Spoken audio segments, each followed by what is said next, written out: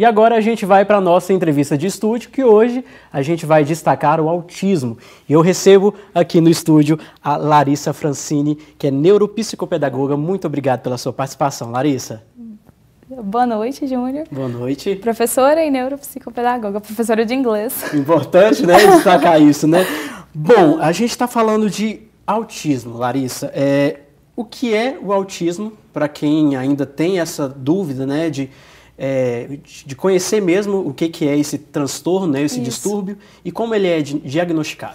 Bom, o autismo, ele é um transtorno do desenvolvimento neurológico e ele afeta o comportamento, a interação social e a comunicação do indivíduo. Ele pode ser diagnosticado por meio de análises clínicas, observações comportamentais e, às vezes, por testes neuropsicológicos. E você sabe me dizer assim, quais são os principais mitos sobre o autismo que geralmente circula?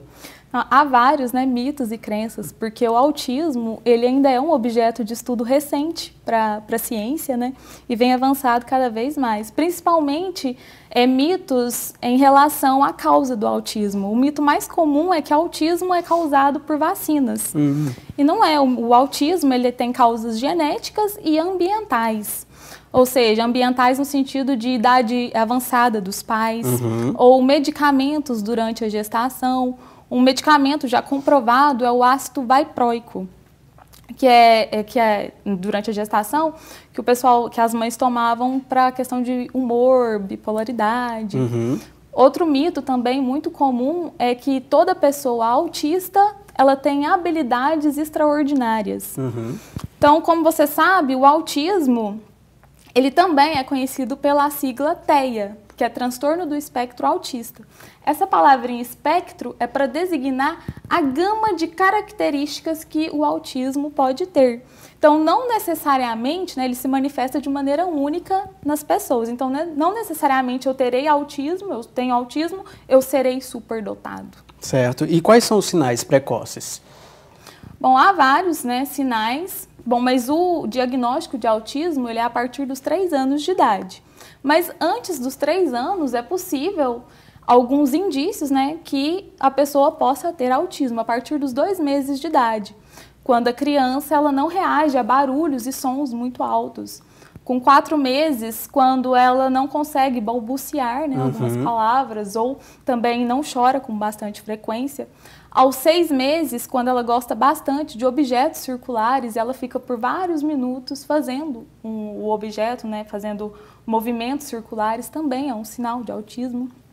E quando é mais entendida, se ela é chamada pelo nome e ela não responde, você a chama várias vezes pelo nome e ela não responde, também é outro sinal.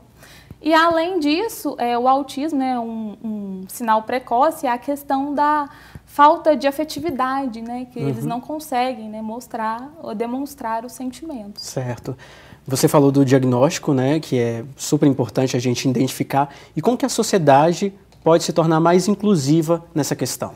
Eu acredito que por meio da adaptação em ambientes públicos, uma maior conscientização por meio de uma educação sobre o autismo, né, para uma melhor compreensão, uma maior acessibilidade e uma aceitação das diferenças. Eu acredito que é fundamental. Existe um tipo diferente de autismo? Tem estágios, níveis? Como que é essa questão?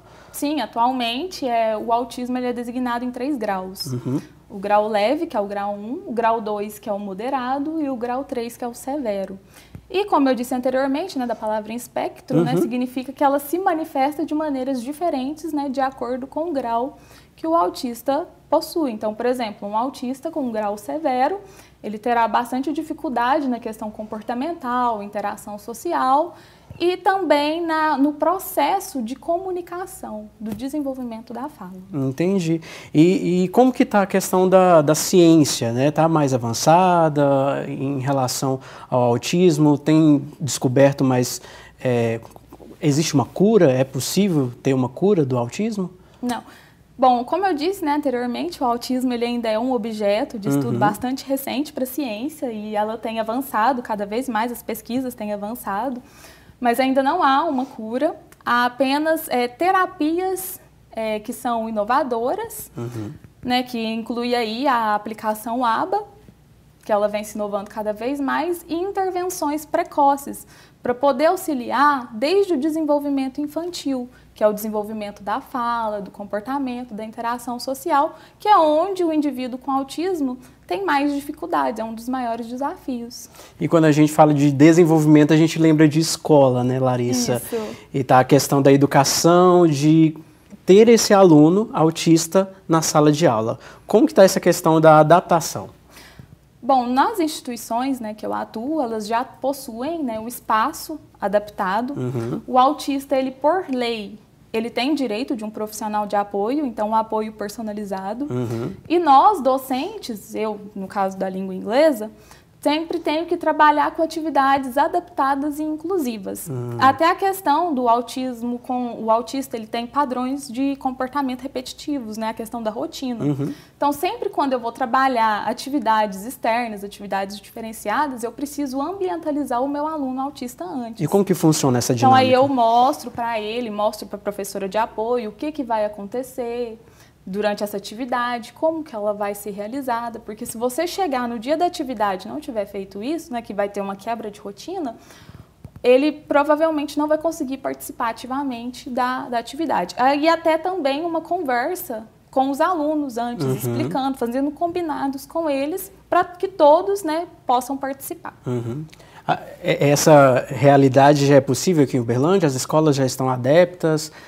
Sim, e principalmente eu, né, que na minha pesquisa de mestrado, eu pesquisei sobre jogos digitais para o ensino de língua inglesa na educação básica. Então, eu utilizo bastante a questão dos jogos digitais. Então, é onde, aqui, pelo menos em Uberlândia, há bastante adaptação.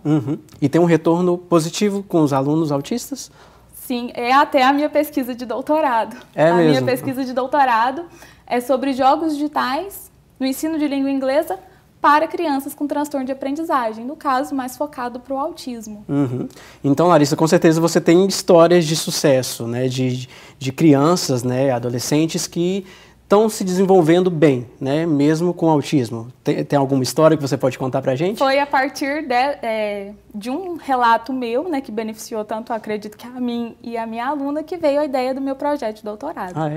Então, foi quando eu formei, né, na minha primeira escola que eu trabalhei, eu encontrei com uma aluna, tinha mais ou menos uns 13, 14 anos. 6º ano, não era alfabetizada, tinha problemas na questão de comunicação, interação social, tinha um autismo no grau severo. Então, imagina, uma recém-formada, língua inglesa, ensinar para uma pessoa com dificuldades, com transtornos de aprendizagem, não é alfabetizada. Sim. Fiquei, assim, os primeiros meses eu pensava, o que eu vou fazer, né? Então, como eu gosto bastante de jogos, eu chamava a aluna nos momentos de educação física e comecei a aplicar jogos falando sobre cores, imagens, às vezes com sons. E a partir do desenvolvimento dela, eu fui inserindo na sala de aula, em grupos, depois em dupla.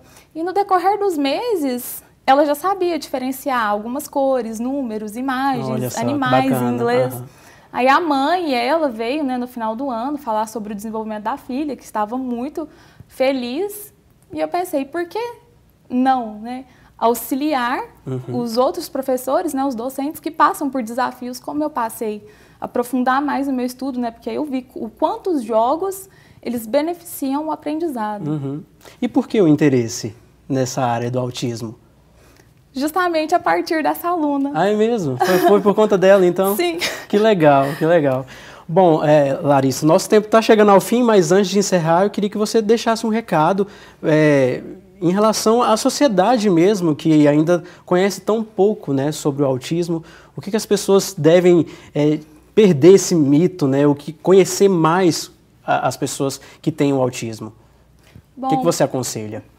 O primeiro é ser mais, né, ter mais conscientização, porque ainda, por ser um objeto de estudo muito recente, as pessoas acreditam no autismo uma caixinha, assim, com bastante estereótipos. Tem pouco conhecimento, né? Isso. Então, assim, quando você vai convivendo, né, com as pessoas, você vai vendo que é tudo questão de desmistificação, é questão mais de conscientização. Certo, muito obrigado pela sua participação.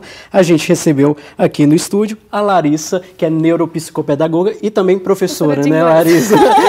Tá bom. Muito obrigado pela sua participação, viu? Tá bom.